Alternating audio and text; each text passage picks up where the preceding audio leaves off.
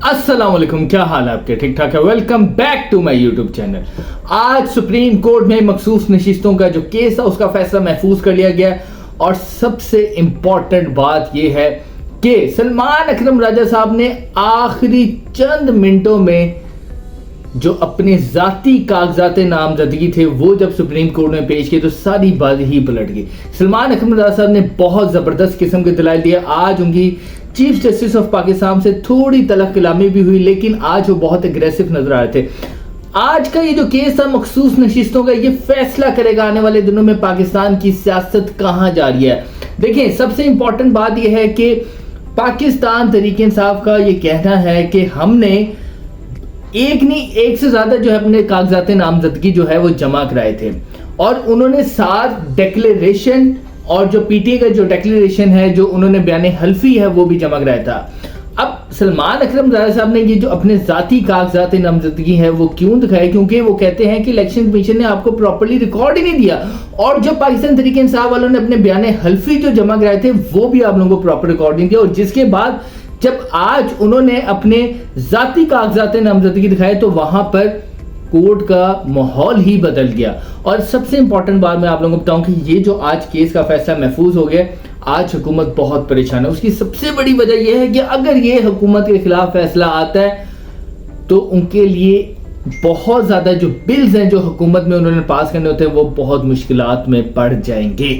और काफी ज्यादा तजियाकार अब ये कह रहे हैं कि ये जो फैसला महफूज हुआ है, पीटी वाले अभी कॉन्फिडेंट बहुत हैं, लेकिन अब ये फैसला आखिरी जो है वो सुप्रीम कोर्ट ने ही करना है कि अब इसका फैसला क्या आएगा। लेकिन जो अगर मैं 2 लोगों की बात करूं, स्पेशली साहबजादा हामिद रजा साहब की जो वकील थे फैसल सदीकी साहब और सलमान अकरम राजा साहब, इन दोनों ने बहुत जबरदस्त किस्म के दलाइल दिए।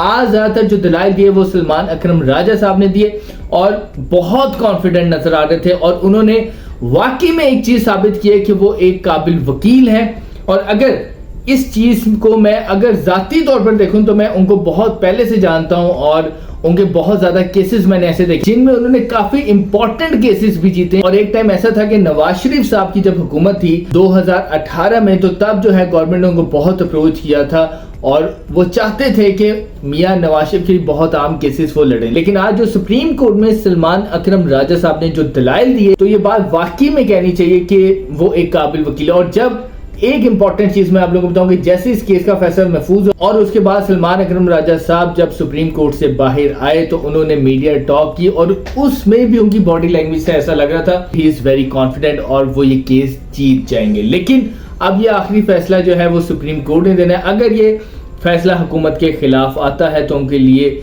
बहुत ज्यादा मुश्किलात जो है वो बढ़ जाएंगी। क्योंकि दूसरी इंपॉर्टेंट बात मैं आप लोगों को बता दूं कि आज जो है अंजुम वकील साहब और दीगर जो MNAs है इस्लामाबाद के वो अदालत में पेश हुए और उन्होंने माफी भी मांगी और उसके बाद उन्होंने अपने फॉर्म्स भी जमा करा दिए। लेकिन अब इंपॉर्टेंट चीज ये है कि देखिए, इस समय जो पाकिस्तान की सियासत है वो ज्यादातर इनकी सीटें कहाँ हैं? इनकी सीटें सारी अदालतों में लड़ी जा रही हैं, केसेस हैं। हुकूमत सिर्फ एक चीज के ऊपर खड़ी हुई है, वो है फॉर्म 47 के ऊपर। ठीक है, तो अब इस हुकूमत के लिए 2 सबसे इंपॉर्टेंट जो है ना मुश्किलात होंगी। एक ये मखसूस नशिस्तों का केस, दूसरा फॉर्म 47 का केस। अब आने वाले कुछ दिनों में ये सारी पाकिस्तान की सियासत ये मखसूस नशिस्तों के केस के ऊपर होनी है और ये फॉर्म 47 के केसेस के ऊपर है। ट्राइब्यूनल्स बन गए हैं, काम उन्होंने स्टार्ट कर दिया है। लेकिन अब जैसे अगर बिल फर्ज किसी भी नून लीग के MNA के फॉर्म्स मैच नहीं किए तो उसकी सीट हो जाएगी खत्म और उसके ऊपर ना अहली भी शायद आयद हो सकती है। तो ये आने वाले दिन बहुत इंपॉर्टेंट होने वाले हैं पाकिस्तान की सियासत में। क्योंकि एक चीज मैं आप लोगों को और बता दूं कि इद्दत में निकाह का केस, ये आप लोग मत भूलें कि इद्दत में निकाह के केस का फैसला भी बहुत जल्द आने वाला है। उसकी सबसे इंपॉर्टेंट वजह यह है कि सिर्फ 2 से 3 दिन का टाइम रह गया और सेशन कोर्ट के जो जज हैं अफजल मजोका साहब ने इस केस का फैसला सुनाना है क्योंकि इस्लामाबाद हाई कोर्ट की डायरेक्शंस हैं। और ये मैं आप लोगों को बता दूं कि कल जो अदालत में हुआ कि खावर मानिका के जो वकील हैं उन्होंने एक एप्लीकेशन दे दी, तो ये जज साहब ने इसको बड़ा बुरा माना। उन्होंने कहा कि देखें, अगर एक केस मेरे पास है और मुझे इस्लामाबाद हाई कोर्ट की डायरेक्शंस हैं तो मैंने इस केस का फैसला देना है। और देखें, عمران خان سب سے بڑی ایک سب کی نظروں میں نہ صرف ایک چیز ہے کہ عمران خان بائنا ہے. عمران خان کے اوپر صرف ایک کیس رہ گیا, وہ ہے عدت میں نکاح کا کیس.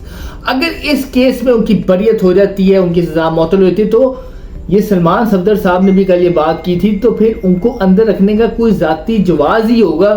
اگر ان کو اندر رکھنا ہوگا, اس کے علاوہ اور کوئی جواز نہیں ہو سکتا. عمران خان کو صرف اندر رکھنے کے لیے ڈیلنگ ٹیکٹکس کے آپ اپلیکیشن دے دیں, کیس کو اور لمبا کریں, پیش نہ ہو, تو یہ کیوں ہو رہا ہے کہ صرف عمران خان کو اڈیالہ جیل سے باہر نہیں آنے دینا؟ دیکھیں, اگر ہم نے اس ملک کو آگے لے کے چلنا ہے تو ہمیں اپنی ذاتی انا کو ختم کرنا پڑے گا. میں ایک چیز دیکھیں, اگر آپ باقی ملک دیکھیں, عمران خان صاحب چائنا کی کیوں مثال دیتے ہیں کہ انہوں نے اپنے ملک کو کہاں سے کہاں لے گئے. کوئی سوچ سکتا تھا؟ دبئی آج کہاں سے کہاں چلا گیا. ایمریٹس دنیا کی نمبر 1 ایئر لائن کبھی بھی نہیں تھی, پاکستان انٹرنیشنل ایئر لائن تھی, لیکن آج دیکھیں پی آئی اے کدھر ہے. ملک اس طرح ترقی نہیں کرتے. جب سب سے امپورٹنٹ بات جو چین نے کی ہوئی ہے کہ یار جب تک آپ کے ملک کے اندر سیاسی استحکام نہیں آئے گا, آپ کے ملک میں کبھی بھی معیشت جو ہے وہ سٹیبل نہیں ہو سکتی. اس ٹائم یو اے, دبئی, کوئی ملک آپ کے ملک کے اندر انویسٹمنٹ کرنے کو تیار نہیں ہے. صرف اس کی سب سے بڑی وجہ یہ ہے کہ آپ کے ملک کے اندر پولیٹیکل سٹیبلٹی نہیں ہے, اور یہی چائنا آپ کو بار بار بتا رہا ہے. اور کیسے ہوگی پولیٹیکل سٹیبلٹی؟ ان حالات میں تو نظر نہیں آ رہا کہ پولیٹیکل سٹیبلٹی ہے. اگر آپ لوگ چاہتے ہیں کہ پولیٹیکل سٹیبلٹی ہو تو آپ کو اپنی ذاتی انا ختم کرنی پڑے گی, دل بڑا کرنا. اور میں ہمیشہ اپنے ولاگ میں بات کرتا ہوں کہ گورنمنٹ کو تو بڑے پن کا مظاہرہ کرنا چاہیے, ان کو تو بڑا بننا چاہیے, اور اپوزیشن کے ساتھ بیٹھنا چاہیے, ان کے ساتھ معاملہ طے کرنے چاہیے تاکہ یہ ملک آگے چلے. ان سب کی لڑائیوں میں پس کون رہی ہے؟ یہ عوام. یہ بجٹ آیا, اگر آپ دیکھیں اس بجٹ میں عام آدمی کو اڑا کے رکھ دیا انہوں نے. عام آدمی کا گھر, اور اس میں ایک کمرہ, اور اس کا بل 35,000 آیا ہے. کون بھرے گا؟ لوگوں نے سونا بیچ بیچ کے اپنے بل ادا کیے.